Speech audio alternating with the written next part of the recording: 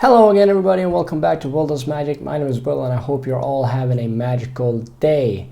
Now before I get into today's trick, I just want to say that we are doing a giveaway for the 800 subscribers, and also we are this close to hitting 1,000 subscribers right now, in which we will do a bigger giveaway as well. So make sure that you hit that subscribe button if you haven't done that already, and like the video and comment on it so that we can help this community grow.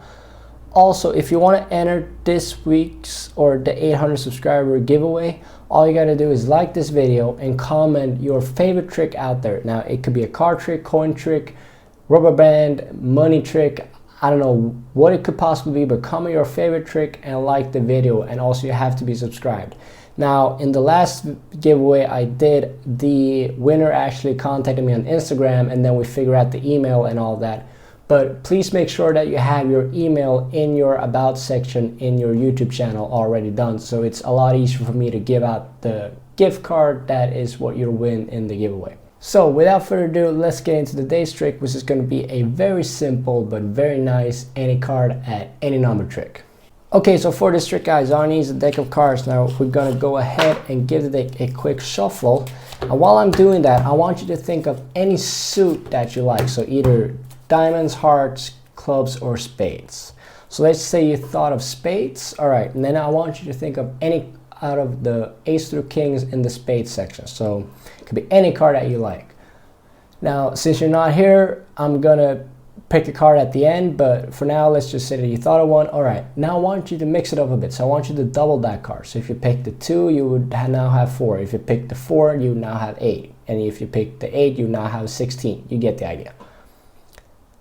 All right, so you've done the math. Now I want you to do it one more time, so you double it again. So if you had the 2 from the beginning, you would have the 4, now you'd have the 8. If you had the 4, you would have the 8, now the 16th. And if you had the 8, you would have the 16, and now the 32. So let's say you thought of the 5 of spades, for example. Now, if we did the doubling right, you would have the 5, the 10, and then the 20. If I count down from the start or top of the deck, so 1, 2, 3, 4, 5, 6, 7, 8, 9, 10, 11, 12, 13, 14, 15, 16, 17, 18, 19, and the 20th card from the top is that 5 of spades. Now that's the trick, guys. I hope you enjoyed it. Now let's get into the tutorial of this trick.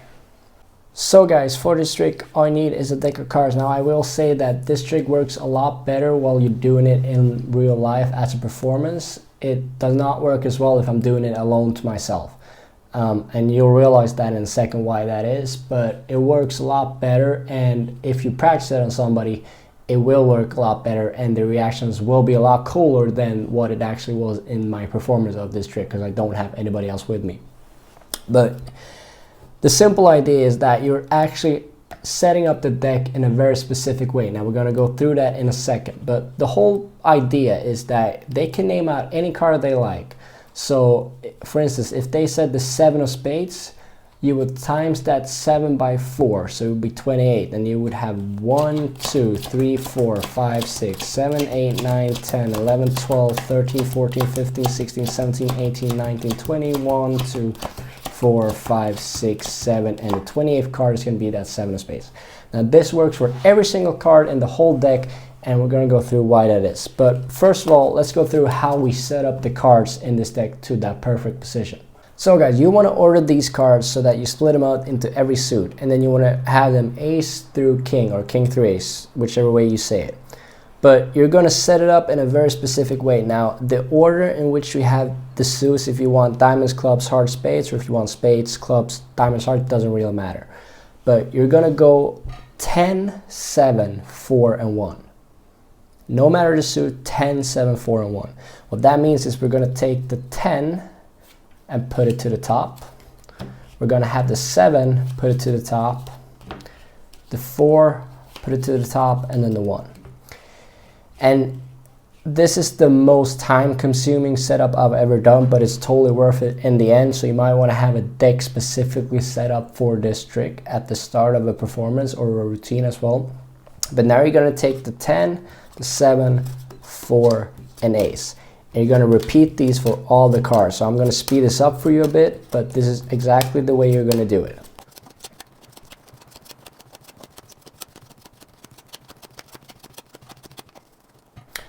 Alright, so now we're set with the totally set up deck. Now the reason why we're doing this is mainly two reasons. One, we can predict at what positions any card is going to be at the end of the trick, and two, nobody is going to notice, if they don't know this trick, that these cards are in order, but they're 4 cards apart for every suit, and there's 3 cards or 3 values down for every suit. There's no way they're going to notice it. If you will look at the Queen of Clubs and see that the King of Clubs is 4 cards later, and that the 9 of Hearts is before that, and then the 10 of Hearts, they're not going to notice that. All right, so just bear with me. It's not a problem. They're not going to notice it. You want to have the deck as normal, and you want to know what the bottom card is at first. So you ask the spectator, while you bring out the deck, you give a little false cut, and you ask them to pick any suit they like. Now, if they pick the bottom suit, you're all set to go. You don't have to touch the deck anymore. Let's say they say another suit. So let's say they say the Hearts. You're going to go through it yourself, and you're going to look for that King of Hearts and bring that to the bottom. Now you're going to do this by saying, all right, if you pick the Hearts, I'm going to make a prediction. And while you're saying that, you're looking for that King of Hearts and putting that at the bottom. So now you're set up with the King of Hearts is always going to be, or the Hearts are always going to be in the 4th position, going from Ace through King. So they think of the Hearts, and then you tell them, all right, say or think of any number between Ace and King. Now Ace is 1, King is 13. Now this is why we put them in intervals of 4, because they're going to double it twice. So if they pick the number 3, you're going to ask them to double it once, so they go from 3 to 6. And then you're going to tell them that, all right, we're going to do it a bit more magical, so we're going to double it again. So they go from 6 to 12. Now, while you're counting down the cards, you can absolutely count them down face up. It's not a problem at all. So if you go 4, 5, 6, 7, 8, 9, 10, 11, and that 12 is always going to be their 3 of Hearts. Now the good thing about this is that you can reset the deck at this instance by just putting the cards back on top. And then you can have them say, all right, pick any other card, or you ask them first, what kind of suit would you like? So if they say Hearts again, you'd still be able to go straight from there.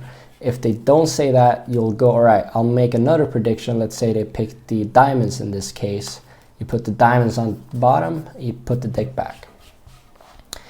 Now, you don't want to repeat these too many times, because they will perhaps notice the pattern of that 10, 7, 4, and Ace at the start of every round.